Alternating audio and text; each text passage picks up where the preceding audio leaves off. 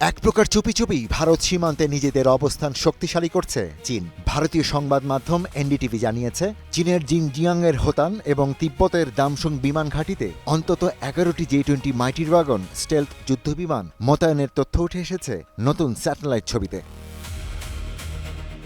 জুলাই মাসের ছবিতে দেখা যায়, হোতান বিমান ঘাঁটিতে 7টি এবং দামসুং বিমান ঘাঁটিতে 4টি J-20 অবস্থান করছে।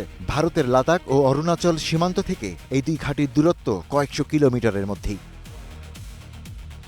ভারতের প্রতিরক্ষা বিশ্লেষকদের মতে, উচ্চভূমির এসব ঘাঁটি থেকে J-20 পরিচালনা এখন আর পরীক্ষামূলক নয়, বরং চীনের নিয়মিত সামরিক কৌশলের অংশ। J-20 সবচেয়ে বড় শক্তি এর স্টেলথ প্রযুক্তি। অত্যন্ত কম রাডার সিগনেচারের কারণে এই যুদ্ধবিমান সহজে শনাক্ত করা কঠিন। ফলে ভারতের বর্তমান বহরে থাকা রাফাল, সুখোই 30, MKI, মিরাজ 2000 কিংবা মিগ-29 এর মতো চতুর্থ প্রজন্মের যুদ্ধবিমানগুলোর তুলনায় J-20 উল্লেখযোগ্য কৌশলগত সুবিধা পায়। এদিকে ভারতের নিজস্ব স্টেলথ যুদ্ধবিমান অ্যাডভান্সড মিডিয়াম কম্ব্যাট এয়ারক্রাফট বা AMCA এখনও উন্নয়ন পর্যায়ে। সফল পরীক্ষা নিরীক্ষা শেষ হলেও এটি স্কোয়াড্রন পর্যায়ে যুক্ত হতে অন্তত আরও 1 দশক সময় লাগতে পারে বলে ধারণা করা হচ্ছে।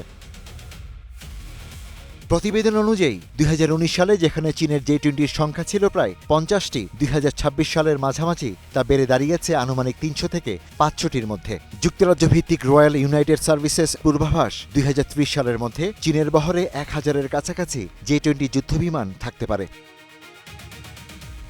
Ishtiaq Hossain, star news.